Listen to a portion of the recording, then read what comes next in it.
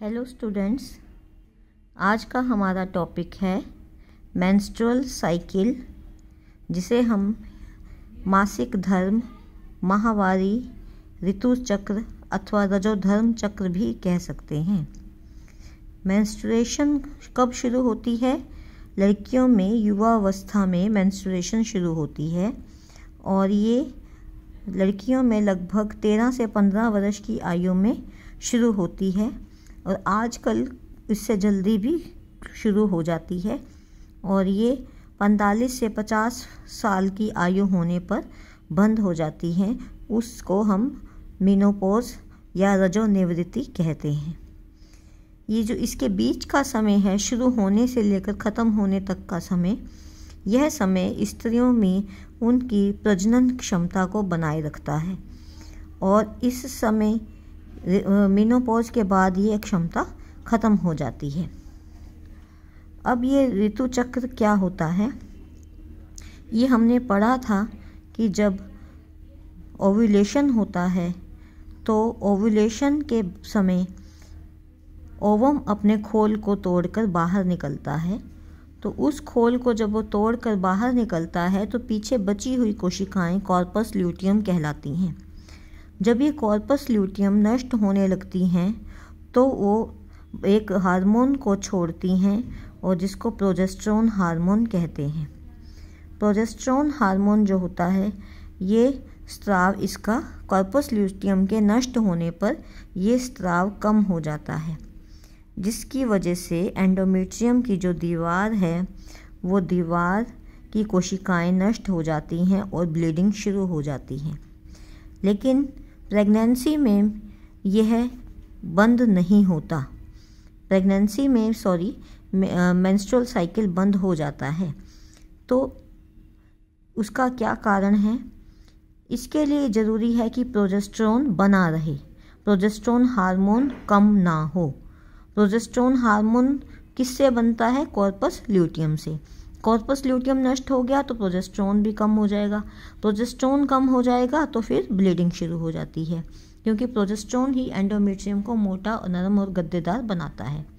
तो अब यहाँ पर जब हमारा प्रेगनेंसी हो गई तो प्रेगनेंसी में क्या होता है कि जो फर्टिलाइज्ड ओवम है या जिसे हम गर्भजीव कहते हैं, उसके बाहर की कोशिकाओं का एक भाग कोरियन होता है और ये कोरियन जो है ये एंडोमेट्रियम में गड़ा हुआ रहता है, उससे जोड़ता है एंडोमेट्रियम से। और ये कोरियन एक हार्मोन बनाता है, CGH हार्मोन, जिसको कोरियोनिक गोनेडोट्रोफिन हार्मोन कहते हैं। इस CGH हार्मोन की वजह से कॉर्पस ल्यूटियम प्रेगनेंसी में नष्ट नहीं होता, बना रहता है ये। और ये इसकी वजह से फिर प्रोजेस्टेरोन हार्मोन का स्राव, सेक्रीशन चलता रहता है और प्रोजेस्टेरोन के कारण ही प्रेगनेंसी में एंडोमेट्रियम की दीवार जो है वो ठीक रहती है। अगर एंडोमेट्रियम की दीवार झड़ जाती है तो अपने आप गर्भजीव भी बाहर निकल जाता है, अबॉर्शन होने की चांसेस बढ़ जाते हैं। लेकिन ये बनी रहती है। क्यों बनी रहती है? क्योंकि यह एंडोमेट्रियम की जो दीवार है यह बनी रहती है, क्योंकि CGH हार्मोन प्रोजेस्टेरोन के स्राव को बनाए रखता है, उससे एंडोमेट्रियम बनी रहती है और प्रेगनेंसी ठीक रहती है।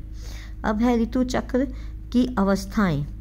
पीरियड्स जो होते हैं, इसकी मेंस्ट्रुअल साइकिल ऋतु चक्र, उसकी 3 अवस्थाएं होती हैं। पहली अवस्था है मेंस्ट्रुअल फेज। मेंस्ट्रुअल फेज वो फेज़ होती है जिस अवस्था में पीरियड शुरू होते हैं। जैसे कि जब पीरियड शुरू होने का पहला दिन है, उस दिन से लेकर 30 जब तक 3 या 5 दिन तक ये पीरियड्स महिलाओं में चलते हैं, तो ये 3 से 5 दिन का ये समय होता है। और अगर इस समय ये क्यों शुरू होते हैं पीरियड्स? क्योंकि कई बदलाव होते हैं। फर्टिलाइज हमारा ओवम नहीं हुआ तो उसकी वजह से कॉर्पस ल्यूटियम नष्ट हो गया। कॉर्पस ल्यूटियम नष्ट हुआ तो एस्ट्रोजन और प्रोजेस्टेरोन दोनों हार्मोन कम बने। इन दोनों हार्मोन के कम बनने की वजह से, एस्ट्रोजन की कम बनने की वजह से, प्रोजेस्टेरोन कम होने से एंडोमेट्रियम जो यूट्रस की अंदर की दीवार है वो झड़ जाती है और ब्लीडिंग शुरू हो जाती है।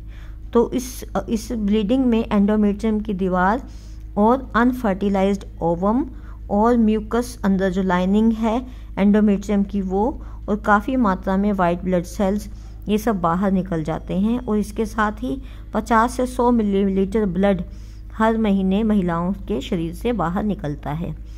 तो ये उनको इसीलिए एनीमिया का भी एक खास कारण है। तो मेंस्ट्रुअल फेज़ का पहला दिन, जिस दिन पीरियड शुरू हुए उसी दिन एक नए ओवेरियन साइकिल का भी पहला दिन होता है। पुराने वाला तो झड़कर निकल रहा है, साथ ही एक नया प्राइमरी oocyte भी अंदर विकसित होना शुरू हो जाता है, और इसकी वजह से एस्ट्रोजन की कुछ मात्रा जो है वो बननी शुरू हो जाती है, और एंडोमेट्रियम की कोशिकाएं फिर से दोबारा से सिकुड़कर उस आगे अपने आप को स्वस्थ कर लेती है। ठीक है, तो ये सब बदलाव जो हैं इसमें आते हैं। पीरियड्स लगभग 28 दिन बाद आते हैं, और इसमें से 14वें दिन ओव्यूलेशन होता है, और ओव्यूलेशन के 14वें दिन के बाद जब 21 से 28 दिन के बीच में एंडोमेट्रियम अच्छी मोटी नरम गद्देदार हो जाती है, और अगर फर्टिलाइज्ड ओवम को वो ना ग्रहण कर पाए तो वो बाहर निकल जाती है। दूसरी हमारी अवस्था है प्रोलिफरेटिव फेज़। प्रोलिफरेटिव फेज़ इसे क्यों कहते हैं? प्रोलिफरेटिव फलना फूलना ये पीरियड्स के बाद शुरू होती है, और ये जो अवस्था होती है, इस अवस्था में जो है मोटाई 10 से 12 मिलीमीटर तक हो जाती है फल फूल के रिपेयर होके। तो ये पीरियड ख़त्म होने के बाद 5वें दिन से शुरू होके 14वां दिन जो ओव्यूलेशन होता है तब तक ये अवस्था रहती है। इसमें एंडोमेट्रियम की मरम्मत होती है, और एंडोमेट्रियम दोबारा से रिन्यू होकर दोबारा उसको जीव को ग्रहण करने के लिए तैयार हो जाती है। और ये इसमें सबसे पहला हेल्प करता है हमारा पिट्यूटरी ग्लैंड। पीयूष ग्रंथि के द्वारा फॉलिकल स्टिमुलेटिंग हार्मोन बनता है, जो फॉलिकल के विकास को तेज गति देता है, और इसकी वजह से प्राइमरी oocyte से ग्राफियन फॉलिकल बनता है। और ग्राफियन फॉलिकल जो है उसकी ऊपर जो पोषण देने वाली कोशिकाएं हैं वो एस्ट्रोजन हार्मोन ज़्यादा बनाती हैं। एस्ट्रोजन हार्मोन जो है जब आवश्यक मात्रा में बनने लग जाता है तो फॉलिकल स्टिमुलेटिंग हार्मोन जो है वो हार्मोन उसको जो है फॉलिकल को पूरी तरह से विकसित कर देता है, और वो फिर अच्छे से जब परिपक्व हो जाता है तो साथ साथ वो LH हार्मोन की मात्रा, ल्यूटिनाइजिंग हार्मोन की मात्रा को भी बढ़ा देता है। और ल्यूटिनाइजिंग हार्मोन जो है वो फिर ग्राफियन फॉलिकल के फटने में मदद करता है, और जब ग्राफियन फॉलिकल फटता है उसके अंदर से अंडा बाहर निकलता है अपने खोल को तोड़ के, तो उसको ओव्यूलेशन कहते हैं, जो 14वें दिन होती है। और ये अवस्था जो है पीरियड्स होने के लगभग 14वें दिन होती है, और ये अंडा जो है फिर वहाँ से निकलता हुआ अपने आप फैलोपियन ट्यूब की जो उंगलियों जैसी रचनाएं थी फिम्ब्रिये, उनके द्वारा अपने ये फैलोपियन ट्यूब के अंदर चला जाता है। तो जब अंडा फटता है तो उस थोड़ा सा ब्लीडिंग होती है, और उसके जब थक्का बनता है ब्लीडिंग के बाद उसको हम कॉर्पस ल्यूटियम कोशिकाएं उनसे बनने लगती हैं। तीसरी अवस्था है हमारी सेक्रेटरी फेज़। सेक्रेटरी फेज़ जो अवस्था है ये 14वें दिन से शुरू होती है और 28वें दिन तक चलती है, तो लगभग 15 से 28 14 दिन की अवस्था है। इसमें क्या होता है, कॉर्पस ल्यूटियम का साइज़ बढ़ने लगता है, और कॉर्पस ल्यूटियम प्रोजेस्टेरोन ज़्यादा बनाता है, और प्रोजेस्टेरोन के बढ़ने की वजह से जो हमारे एंडोमेट्रियम की दीवार है 21वें दिन तक पूरी फुल साइज़ की हो जाती है, और इसके द्वारा प्रोजेस्टेरोन और ल्यूटिनाइजिंग हार्मोन और फॉलिकल स्टिमुलेटिंग हार्मोन इन तीनों के मात्रा कम हो जाती है, और जिससे कि और नया एक अंडा विकसित ना हो सके।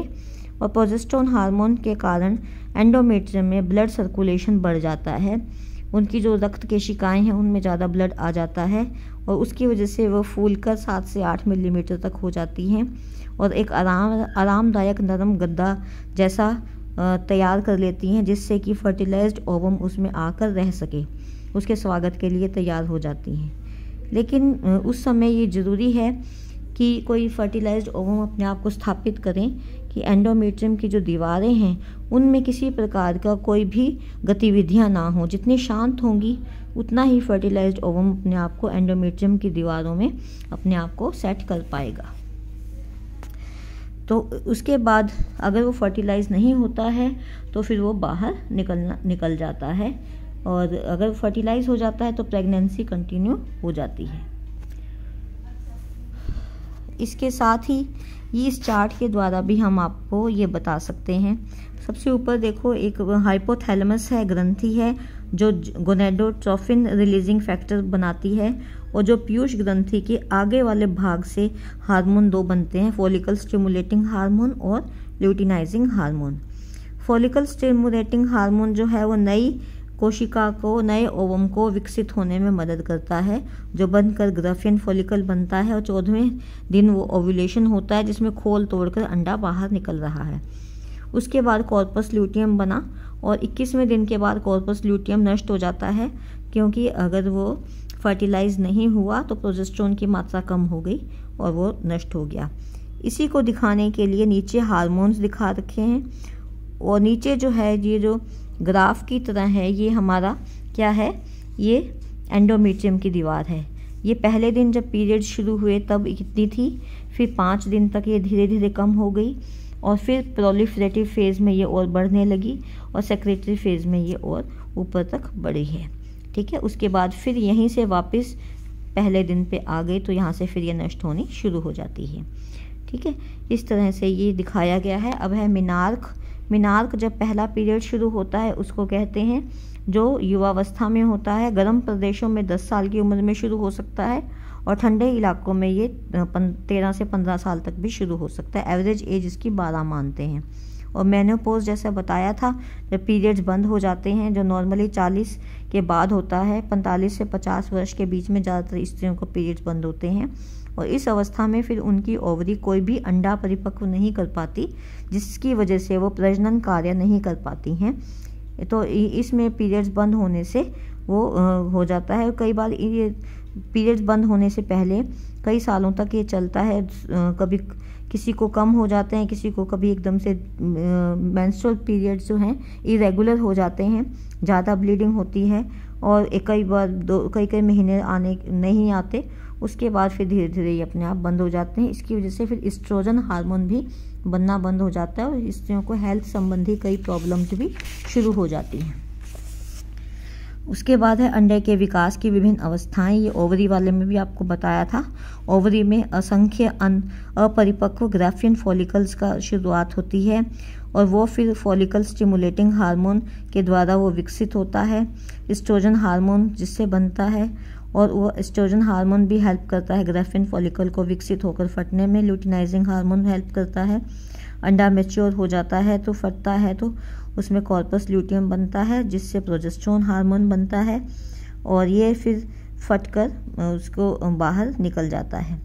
अगर परिपक्व हो जाता है, अंडा फर्टिलाइज हो जाता है, तो उस समय कैसे होता है, और फर्टिलाइज नहीं होता तो क्या होता है। जब अंडा फर्टिलाइज होता है तो क्या होता है कि अभी बताया था, gonadotropin hormone, chorionic gonadotropin hormone की वजह से प्रोजेस्टेरोन बना रहता है, जिससे एंडोमेट्रियम की दीवार बनी रहती है, और ब्लीडिंग प्रेगनेंसी में नहीं होती। ठीक है, और अगर फर्टिलाइज नहीं होता, कॉर्पस ल्यूटियम नष्ट होता है, उसकी वजह से प्रोजेस्टेरोन भी कम हो जाता है, और उसकी वजह से ब्लीडिंग और शुरू हो जाती है, और फिर उसके बाद नया ओवेरियन साइकिल भी शुरू हो जाता है। अगली क्लास में हम पढ़ेंगे नेक्स्ट टॉपिक जो है हमारा फर्टिलाइजेशन का। ये नेक्स्ट क्लास में हम पढ़ेंगे। Thank you.